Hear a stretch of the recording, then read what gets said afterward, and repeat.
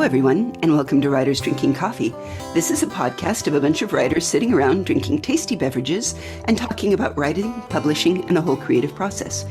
We do not censor ourselves, so consider us PG-13. This episode, we will be talking about some fairly adult content, so this is your not safe for work trigger warning. Your host writers today are John Schmidt and me, Jeannie Warner. This is episode 134, Interview with Kat English. Welcome, Kat.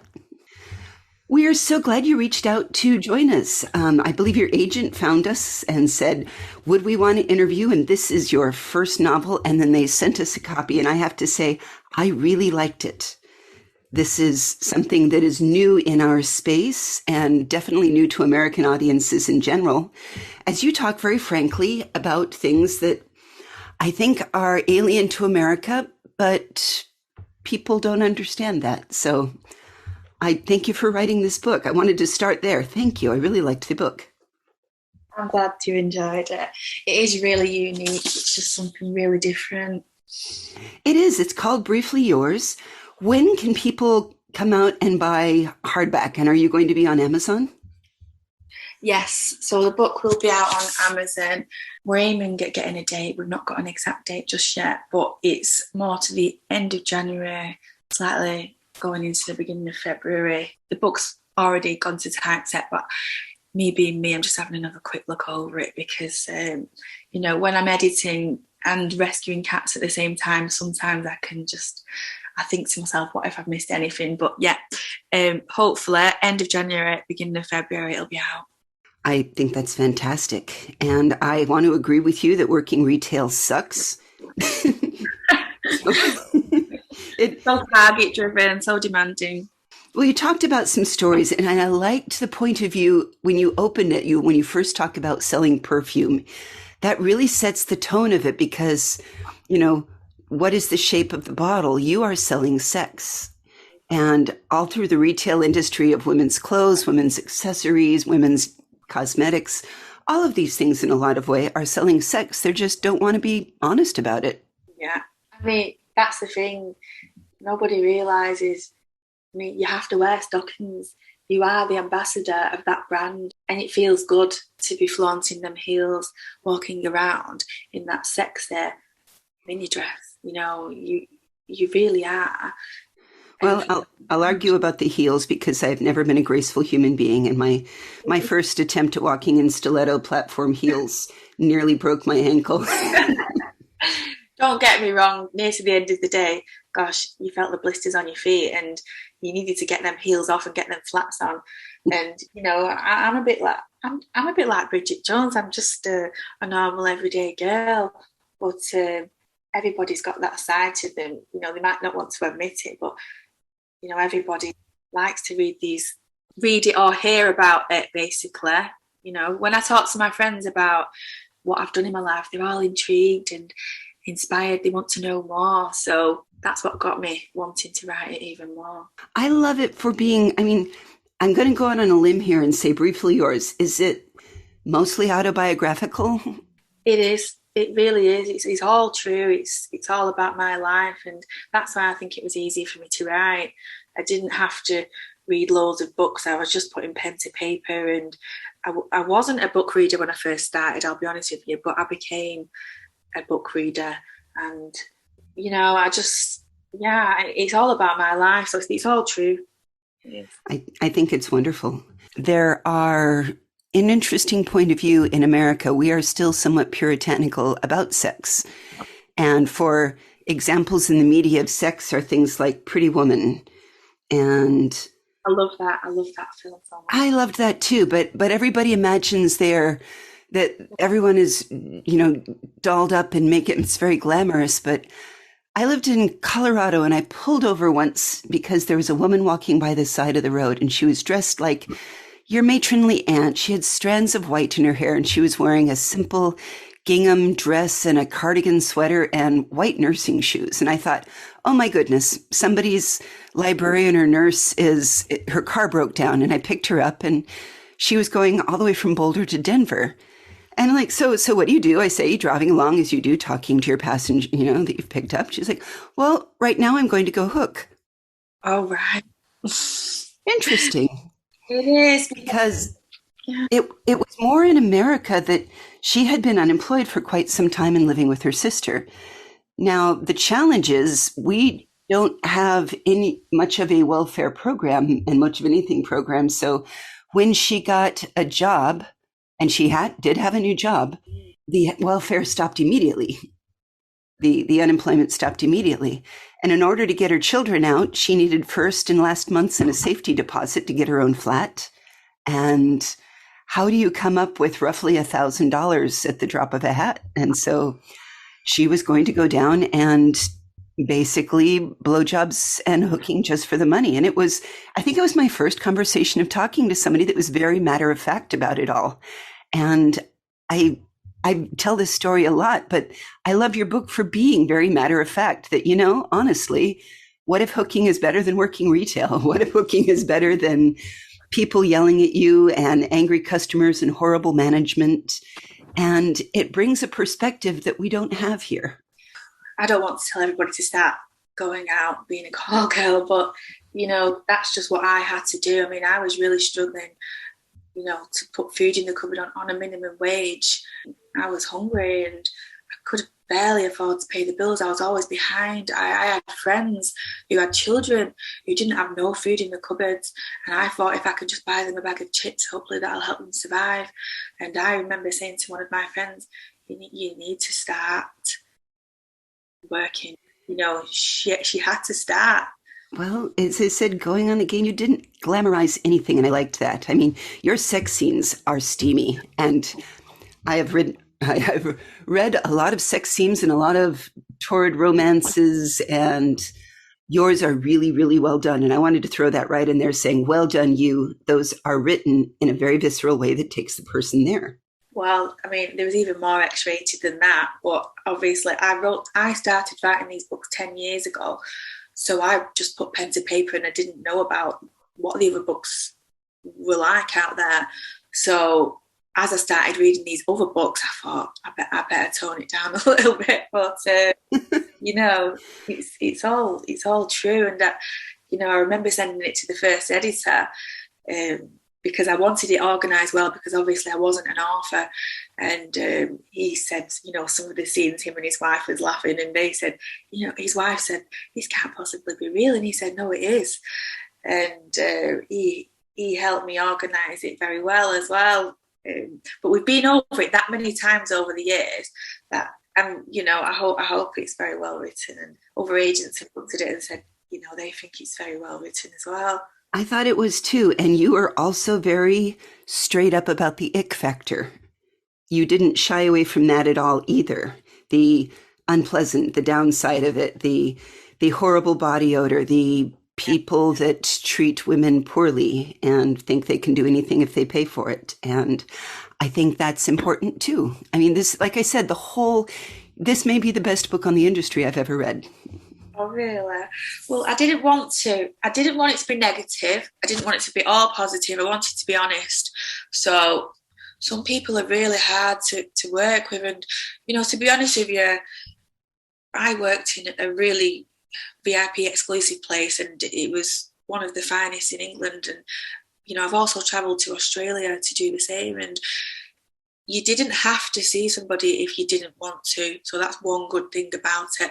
But obviously, depending on where you work, some girls might be pushed into that more. Well, not pushed into it, but I'm quite tolerant. And you know what? I get on with everybody, no matter what job I'm in, whether it's retail, cat rescue, I get on with everybody. So I'm quite a good judge of character. And a lot of people get on with me as well, because I'm quite honest and open and obviously easy to communicate with. And it all matters about body language as well.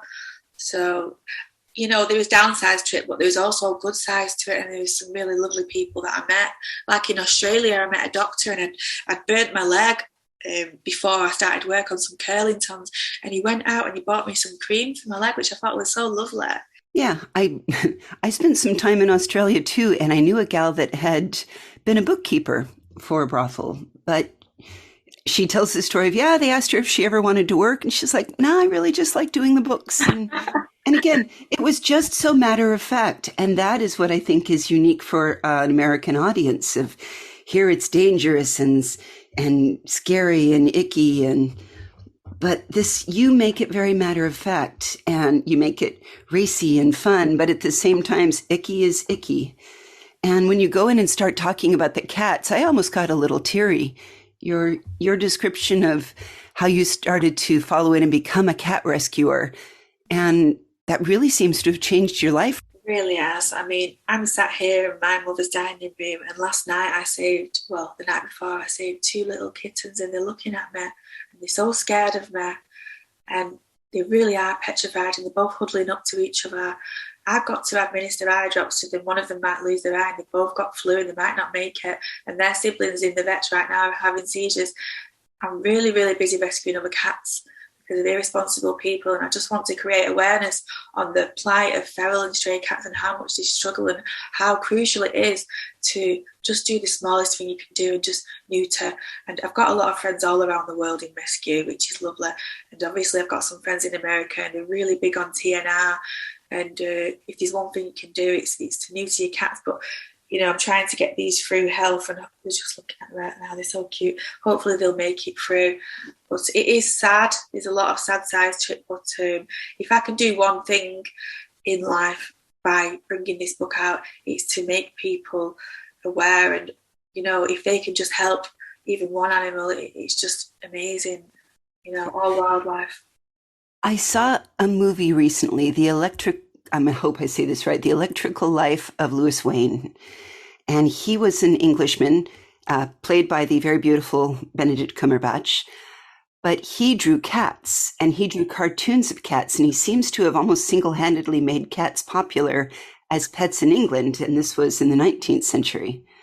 And I loved that because I have a hope that your book might also then say, hey, stop treating cats as though they exist to be your rodent control. And you said it beautifully. They need food. They need a warmth. They need to be safe from violence. And there's a lot that love that they can return. We are very sad that our very own Chaz, who is not here with us today because he lost a beloved kitty. So we're so sorry, and we love you, Chaz, because they're absolutely a part of your life. And I think your story about doing the rescue and looking out for them because it's the right thing to do, I hope that more people might be inspired by it. I really do.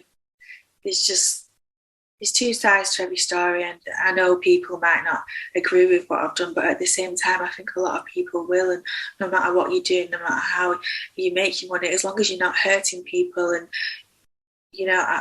I think I've done a really lovely thing. And I get contacted all the time about cats to go on farms for rodent control, but it's like these kittens, they was hunting to survive and really struggling out there, and with the flu they would have died and nobody to take care of them. So even I just wish some people would give feral cats a chance of a home as well.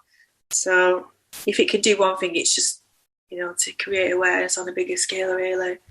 And when we were first talking about setting this up, you mentioned that you'd been working on it a while. When did you get interested in writing, and how long did this book take you? Was it your first book? So growing up, my mother, she always wrote stories about her life. I mean, she's got a really interesting life as well. So I suppose it was always inevitable that I was going to write a book. But not long ago, me and my sister found out that our granddad, we did the ancestry DNA, and we found our real grandfather. He's actually an author as well, so I suppose it's in my blood, really. But it started off as a diary, It started off as a diary, and from there it was like a notebook, and from there I just started writing a Word document. So did you start with things like many people start by writing, I call it the poetry in grade school, short stories, essays, articles. What did you write before you wrote a full-on book?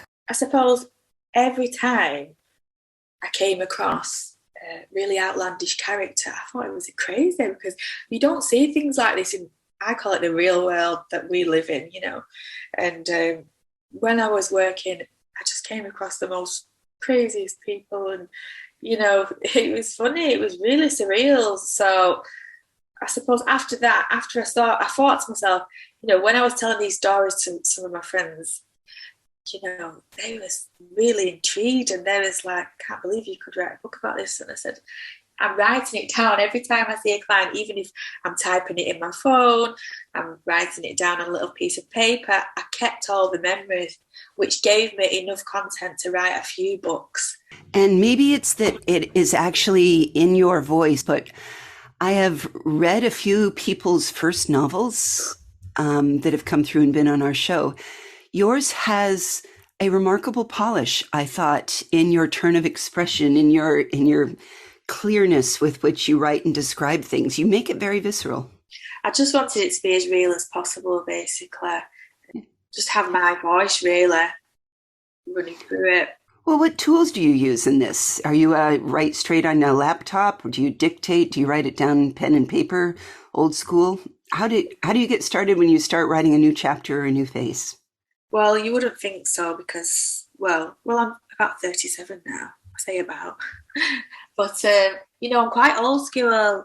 I'm not really on loads of social media platforms. So my sister helps me run Instagram. I've only just opened up our Twitter account, really. And I do run the cat's Facebook. It took me a while to get used to it. So being so old school, I'm quite physical and practical. Obviously, I'm out there rescuing cats on the streets. And before that, I've helped my dad working on a farm, and I've been in retail. I'm more physical. So I just found it easier to just have a pen and paper everywhere I went, basically, or just even typing it on. I mean, lately now you get these apps on your phone where you've got a notepad or something like that where you can just write it down. Or I've even got the Word app on my phone. So, I mean, you can even talk and it will type what words you want it to nowadays. But when I started writing it 10 years ago, I didn't know about things like that. Just basically pen to paper, which is why it took us a bit longer,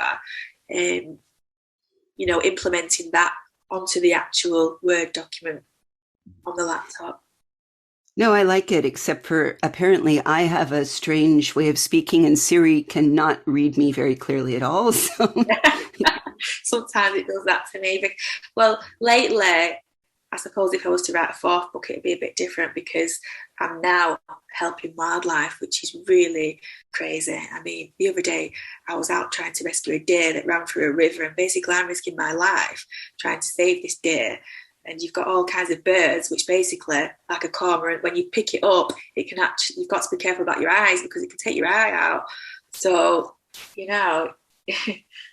it's crazy. So I'm now writing, documenting everything I do with the wildlife as well on that Word document. So I just when I'm so busy, I just talk into Siri and it types it down. So whether that's right or wrong, I'll go back to it and edit that later. Yeah. No, I love it. We've had a few people that have talked about using, John, was it Dragon? There's a couple speech to text. There's a number of programs now and they're increasing all the time, but they're still not as good as writing it directly yourself, as you know. Yeah. But you can go back and fix it. So you said 3 books. What are you working on your 4th? What are you working on right now? Well, so the first book's edited. The second and third book, they are edited, but I like to go over it again and obviously get a professional to look over it and just give it that look over again. And, whether it might need a developmental edit, which is what it will have if it needs it. But then with all the wildlife, it might get put into the end of the third book and then there could be a 4th book out there because things have changed from when I first started. So I've done webcam as well, which was quite funny, and not a lot of people, it's like robotic, you're talking to somebody on a laptop and you're getting paid for it.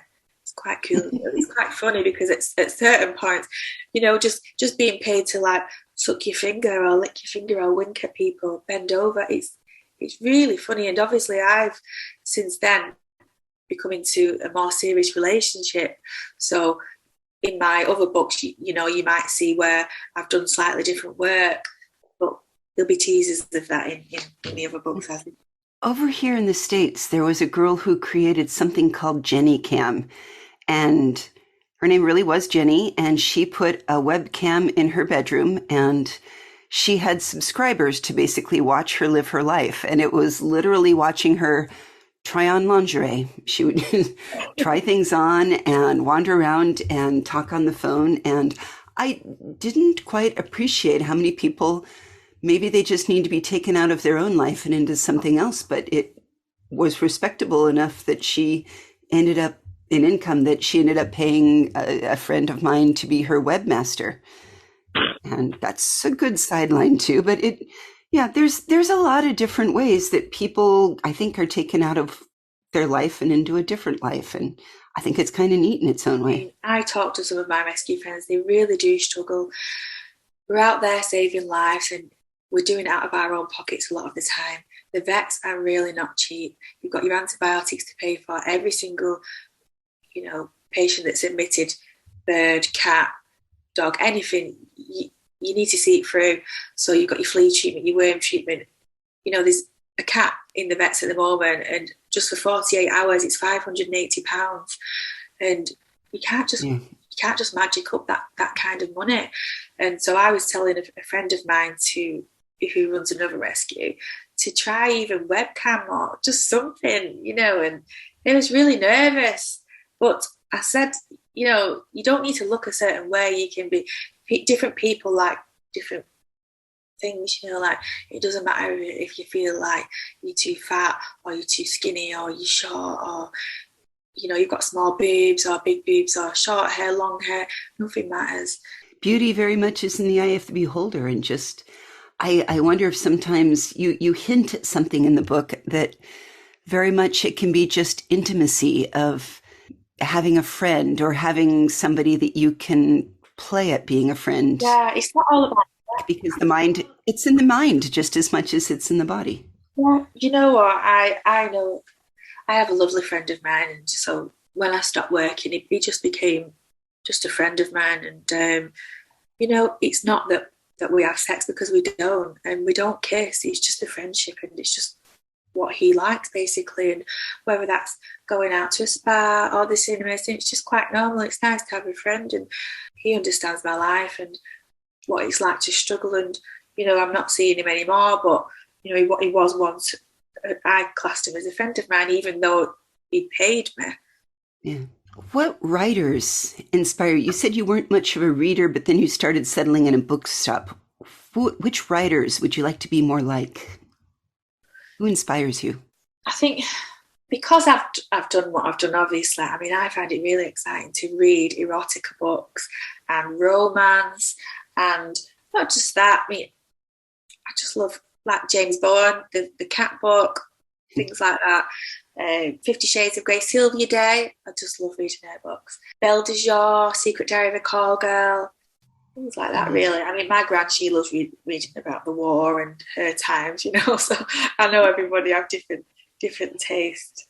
Well, there was part of me that was wondering if, like, because of all of the sections that are very focused on the animals, are you all creatures great and small, all things bright and beautiful, the stories about the vet in the fields, the James Herriot books?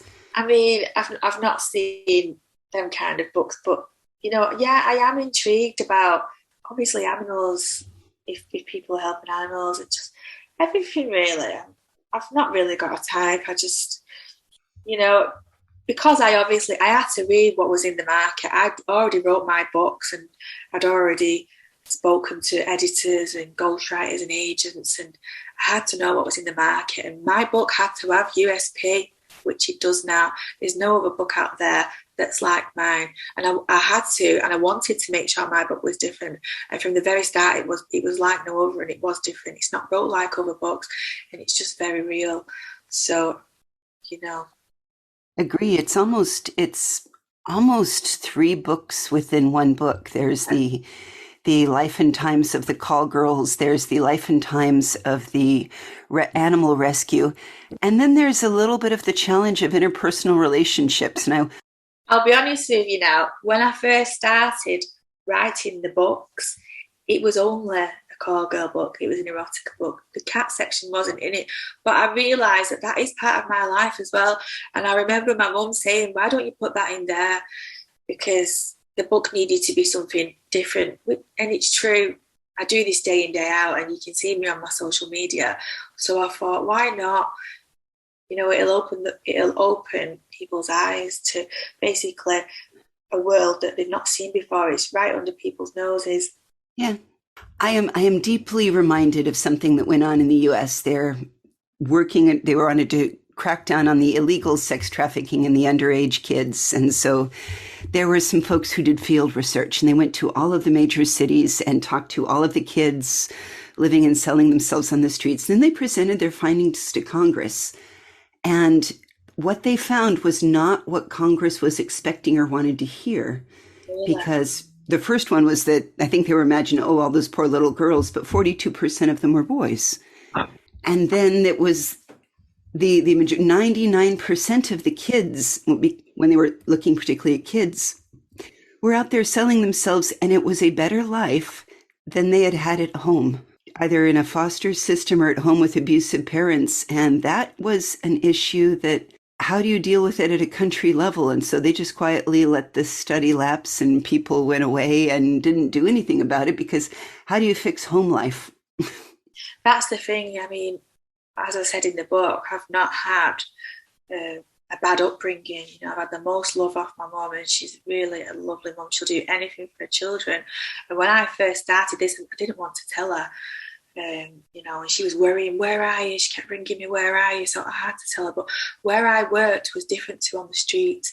You had to prove, that you was from England, and your driving license and your passport, and you had to be a certain calibre. You just couldn't be just anybody going in there. And it's a bit different to being on the streets. And obviously I had to go to certain places. I don't know if you've read it in the first book. I think you probably have, where there's certain places where you can obviously get checked out for your health. And then I come across these women, and you can see it's so sad, because they really have got drug and alcohol addictions, and obviously a lot of them have got psychological from the past and mental health. But there's a lot of help in the system as well, and that was a nice setup where they was trying to help them girls. But I don't have addictions. I don't have alcohol or drug addictions or psychological problems for starting. It was just merely needing the money and just being so poor.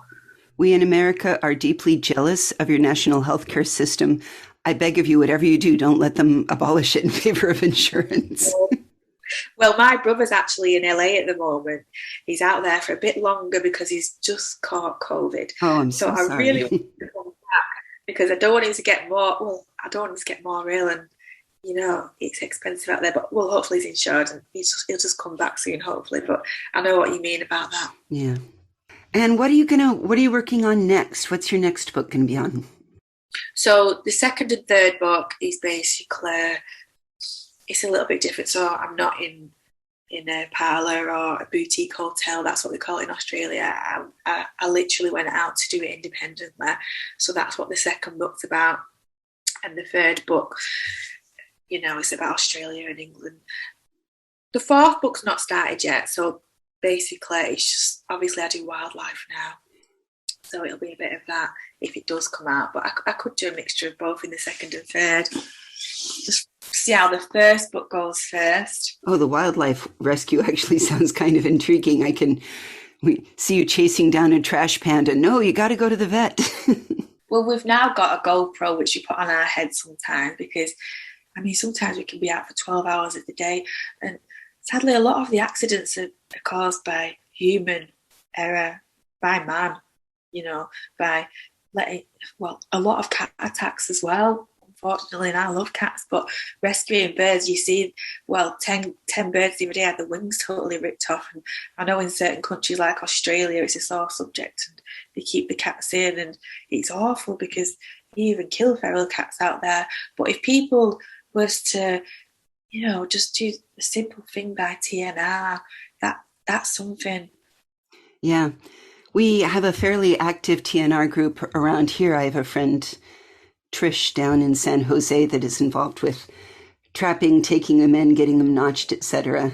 The nice thing is mostly they charge $40 to do it, just because they are so glad to have it done. But yeah, the odds are honestly more often that the cat will need a little bit more help than just being fixed or spayed. Definitely. Well, that's the thing. when I take a cat in, I don't just neuter them. You've got to think about the fleas, the worms, and also, I don't know what it's like over in America, but in England now they're about to bring something out where you've got to microchip cats very soon, which is good because everybody needs to take responsibility of the cats. You've got people moving house, leaving the cats behind, people not caring, allowing the cats to just live outside, and you're in winter now. It's not fair enough. And we have it worse that we've had a whole series of wildfires, and there's a lot of missing pets and dishomed pets and people it's hard to find the connection. So both for pets and for wildlife, it's got to be hard. Well, we will put links to your website and the topics we've been talking about on our website, which is www.writersdrinkingcoffee. Kat, thank you so much for being with us today. And like I said, I'm really excited for this to come out. We will update the website with your book when it hits Amazon or wherever site that may be. Right now, it looks like they can order it through your website. Is that correct? Thank you. Well, the website's almost done, not fully. So as soon as the book's finished with the typeset, then you'll be able to buy it on the website as well. Thank you so much for talking with us today. We've really enjoyed you being here. Yes. Thank you. It's been lovely to talk to you as well. You've been listening to Writers Drinking Coffee, a labor of love and enthusiasm put together by the hosts. Our main web support magic is by Jared Rashween, and our sound engineer and backup web spider is David Welsh. Our intro music is Pretty Maid Milking a Cow, and our exit music is Breakfast with a Morning Person, both by Michael Engberg. You can hear more from Michael Engberg on manyhatsmusic.com. Our podcast sponsor is Jackal Designs, and hey, you might want to consider reaching out and rescuing a few cats in your area too. And thanks for listening.